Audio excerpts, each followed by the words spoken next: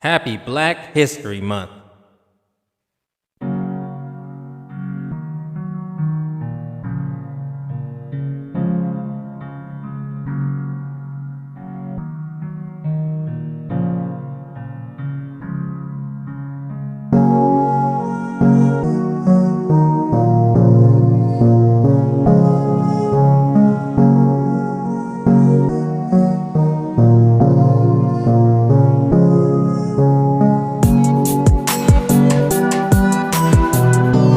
Welcome to the King Mula Podcast. Welcome to the King Mula Podcast. Welcome to the King Mula Podcast, yo.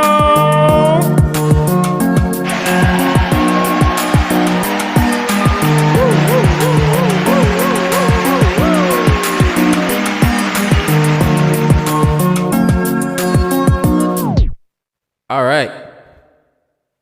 Welcome, y'all. My name is King, and welcome to the King Mullah TV podcast. It's your first time listening.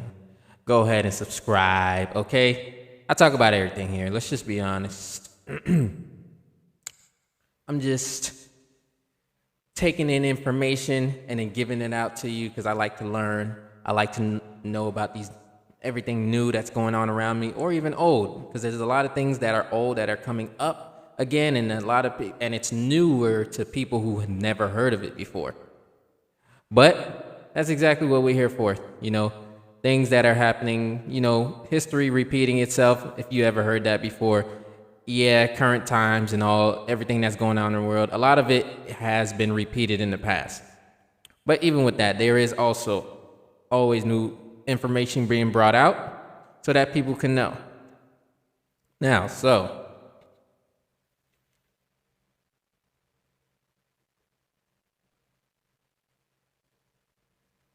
it's February. Shout out to water for a second before I start. Shout out to water. Refreshing. Now, it's February. February. But when you say Feb, it's February? Because it's kind of hard to say brewery faster.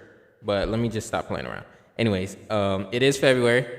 In the U.S., for those who's listening internationally, that's Black History Month. Fun fact, Black History Month used to be Black History Week until it was changed decades ago. Federally, nationally, is nationally observed. So, yeah, that's just a little brief fun fact for you. First of all, why celebrate Black History Month?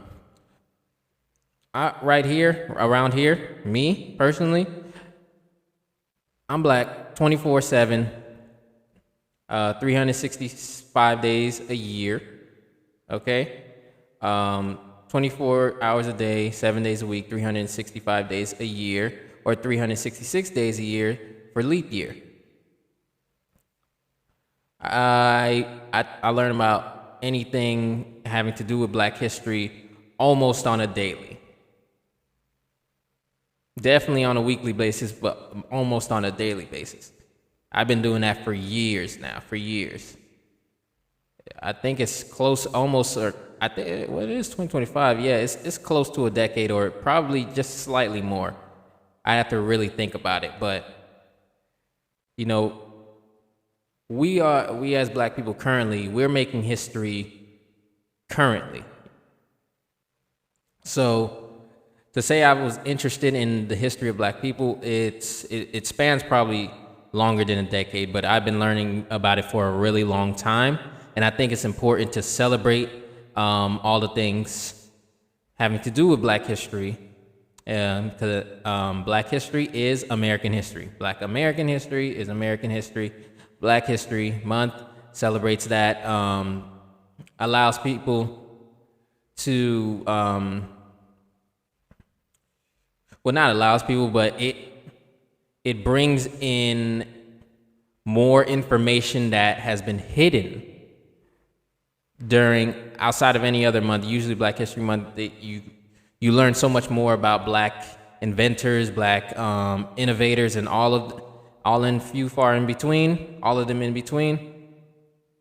So, and it is important to understand how the contributions black people have made, not only in the U.S. but in the world. Like without black people's contributions, the world would not be the way it is on a technologically advanced point. It would not be as advanced with many of the things that we could do today that we thought were like not possible. That actually, not that we, but the people before then that said that it wouldn't have happened, or it seems like it comes out of like a science fiction movie. Oh no, it's happened. And many has been contributed because of black people. So that's a reason to celebrate it. But you can celebrate it every day of the year. It does not matter, okay? After the month is gone, I'm going to be talking about black history and stuff like that, okay? It never stops, okay? There's so much you want to learn. Slavery is just a moment in time for black history, but out of that and everything that came before slavery, and before the slave trade around the world and all of that, there was so much information and so many things that we as a people knew, because it was enslavement. Now here's a thing. It's enslavement. I've been seeing recently for some people to call it not call the people who were property, black people or African slaves were called slaves. You say that they were enslaved, and it was an enslavement, and that was human trafficking. We only shorten the word so that people can grasp what's going on. But I get what they're saying, where it makes them human instead of property, because you're a slave, you're essentially property, and you're not humanized in any way. You're dehumanized. So that's the reason why, for the most part, why they're saying that.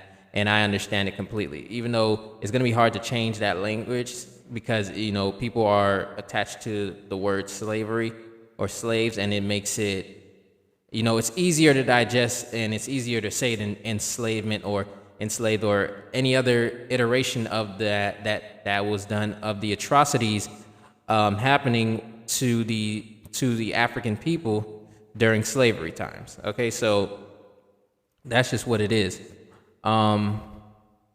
It's just one of those things where you just, you can be mindful and understand. If you want to change it, you can.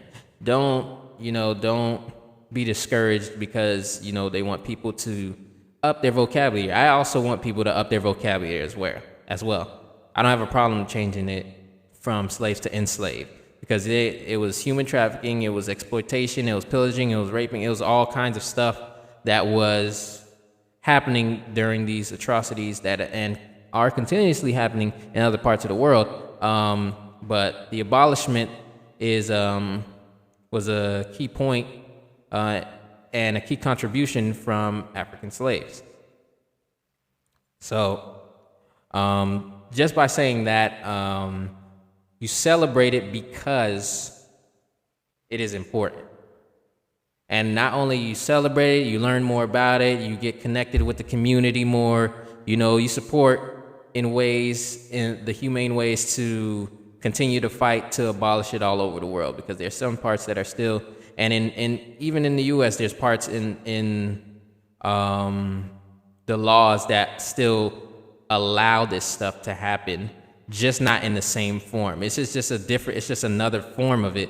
It's another form of slavery, but that's one that is legal. But also slavery was legal as well. So it's not, so none of that really has a moral standpoint. It has an immoral standpoint. So I think it's very important to celebrate. And I'm going to give you maybe a couple of people. Everybody heard of Malcolm X, Martin Luther King, Rosa Parks. Not many has heard of Claudette Colvin. There we go. So I'm gonna give you a little brief about her. She was 15 at the time during the 1950s civil rights movement. She's an American pioneer. This is off of Wikipedia, though. And stop sleeping on Wikipedia like they don't have good information. They do. She was arrested at the age of 15 in Montgomery, Alabama, for refusing to give up her seat to a white woman on a crowded, segregated bus. It occurred 9 months before the similar, more widely known incident in which Rosa Parks, secretary of the local chapter of the National Association for the Advancement of Colored People, helped spark the 1955 Montgomery bus boycott. Okay, so Claudette Colvin. All right, man, I keep the sound. But Claudette Colvin, I think she's still alive, isn't she? Let me see. Let me see. Yeah, she's still alive. So we got to celebrate her for doing that. She did that before Rosa Parks. She refused her seat on the bus. It was beautiful. And at the age of 15, too. Like, the kids were really, when you start listening to when you start digging into history, Black history and American history, like I said, Black history is American history, you will figure out a lot of the times, a lot of these movements, the youth were the driving force of these movements. Because the parents, they kind of were on the fence, because they had to provide for their family and, they didn't want to get involved too much. But it's not to say that some of them didn't get involved. Of course they did. I'm sure they did. But the youth, without the type of obligations that the adults had, their parents had, they were ready. They wanted to be free. They wanted that freedom. So that's exactly what they did. They did whatever that they could. And, we got to look up to that. We got to celebrate that, because that is just an amazing thing for them to do. Like, really young kids, teenagers, young children. I think it is like young children, kids, probably like 8 years old, 9 years old. You can fact check that. I don't really know all the ages, but there were some really young kids, but I'm for sure know there was teenagers as well. And it was just a lot of kids, especially, I think, you can fact check me on this. MLK, I think he wrote a letter in the Birmingham jail, or something that he did. I don't know, I forgot specifically. That some of the kids, they went to jail. They went to jail behind whatever he sparked in them. And they were really, really young. And it was just amazing to see, because I think they overfilled the jails, and it's just like they couldn't hold them, so I think they got released. Let me see if I can find it. If I can't find it, well, maybe I'll bring it up on a history episode. I must have read it in a documentary or something. I'm trying to find the words for it, but I don't know. I forgot which moment, so it makes it harder to pinpoint. Yeah, okay, yeah, like 9 years old. Okay. So, let's see. Thousands of children from elementary school through high school participated in the Children's Crusade. Over 1,000 students marched from 16th Street Baptist Church to downtown Birmingham. Police arrested hundreds of children as they approached police lines. The next day, hundreds of more children gathered for another march. Police used force to stop the demonstration. About 2,000 children have been arrested and jailed. The Children's Crusade is credited with shifting attitudes against segregation and convincing President John F. Kennedy to support federal civil rights legislation. Beautiful, ain't it? Like, young as 9 years old, and they wanted freedom. They wanted it. They wanted it. We gotta celebrate that. We have to make sure this is highlighted when we talk about things about Black history. These are very important events that led to desegregation and integration as well.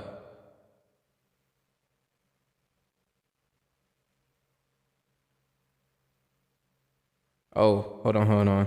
Yeah, I knew he had something to do. Okay, so the story was a broader civil rights effort that engaged children in a variety of nonviolent direct actions. In Alabama, for example, thousands of youth participated in the 1963 Children's Crusade, a controversial liberation tactic initiated by James Bevel of the Southern Christian Leadership Conference and led by Dr. Martin Luther King Jr. After careful deliberation about the merit of involving children in street protests and allowing them to be jailed, Dr. King decided that their participation would revive the waning desegregation campaign and would appeal to the moral conscience of the nation. Let's see. Oh, here's another one. Authorities arrested nearly 2,000 children, one as young as 4 years old. 4 years old. 4.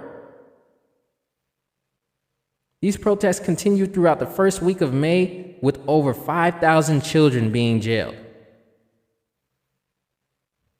Within days, SCLC and local officials reached an agreement in which the city agreed to repeal the segregation ordinance and release all jailed protesters. Ultimately, the activism of thousands of African American children in 1963, including the Leesburg Stockade Girls, provided the momentum for the March on Washington and contributed to the passage of the Civil Rights Act of the following year.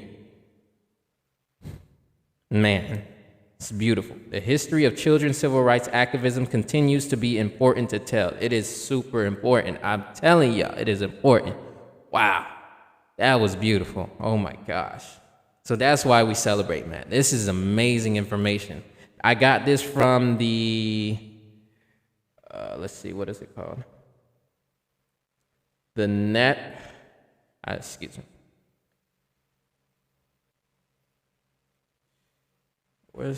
Come on now.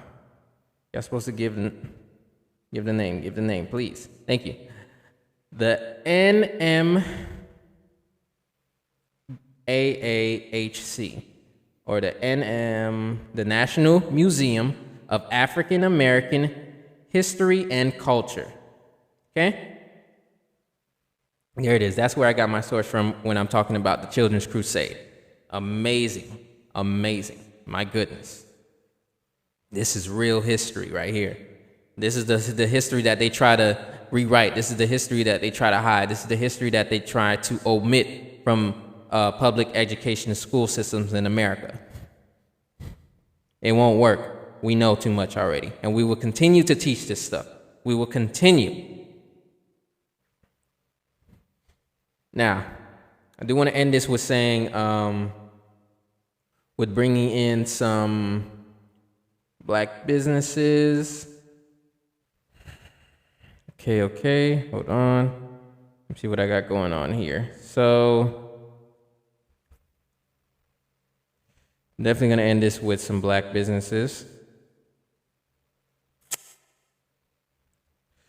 Okay, let me start out by saying, since this is about Black History and Black History Month, although I would be promoting them anytime outside of Black History Month, this month especially, where people are more where people pay more attention to Black history and American history. I think it's important to highlight Black businesses that are actually Black-owned business, that are actually owned by Black people, and not just using Black faces on products ain't targeted to Black people, but are owned by people that are non-Black, or people, So, here's an obvious one for me. It's an easy one. It's called We Buy Black. That's it. That's one of them. That's one that it's a website that hosts a lot of Black businesses, and they have events, conventions, and stuff like that. They host a lot of Black businesses on there. So a lot of the Black businesses, you can go there and buy a lot of stuff. Let me look up let me get on their website first. Naspora. Oh, I guess they call it Naspora now. They're called Naspora now?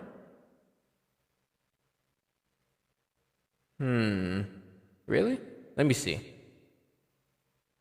Oh, they're not there anymore. Okay, so I guess they changed their name or something like that to Naspora. That's Naspora.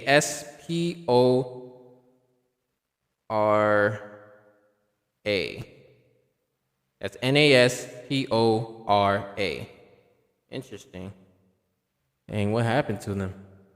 I didn't even. Well, it's been a while, I guess. But they are an online marketplace and the largest network promoting black-owned businesses and brands. So anything black on there, anything black-owned, you can get a kit. You can or just shop anything like books, health and wellness, clothes, accessories, bath and beauty, home and living, games and entertainment, children's, food and beverage. That's your go-to. I'm gonna highlight something that probably most people would not even highlight, or most that I definitely wouldn't see a lot. They're called Browndages. Browdages.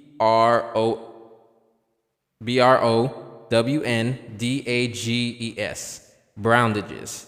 And they sell basically Band-Aids.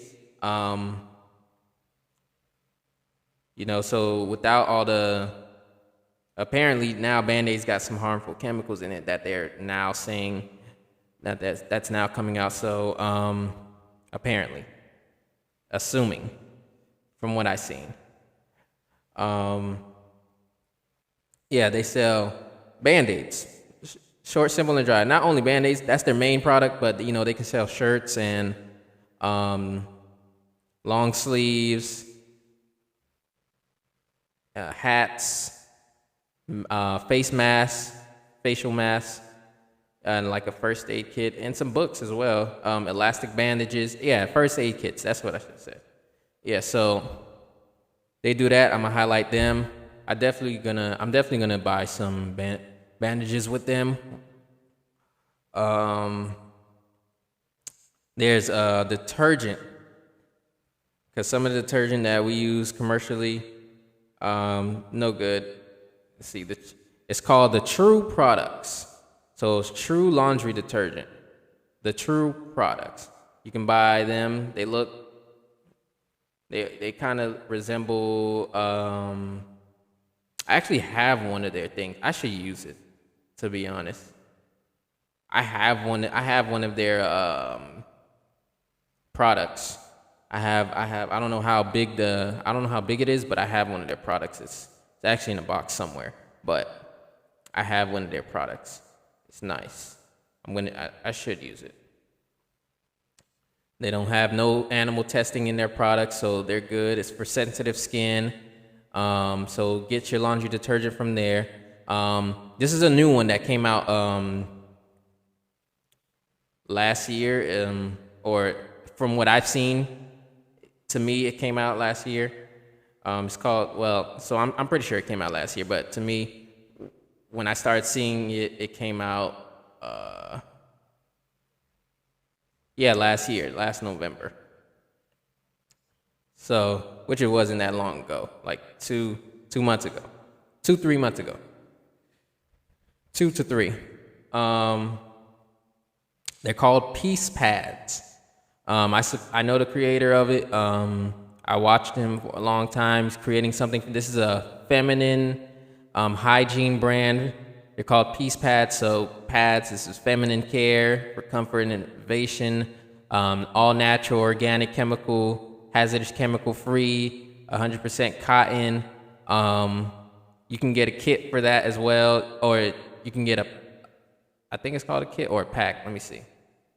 It's called, where is it at?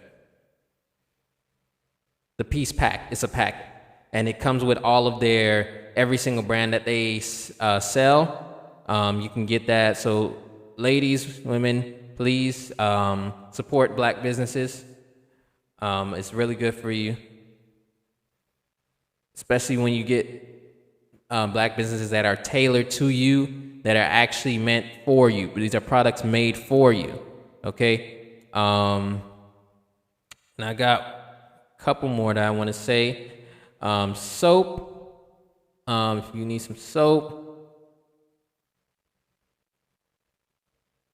What's her name? Salt.xo. You can find all these people on Instagram and stuff like that. But SaltXO, I actually talked to her before she blew up. and it was interesting.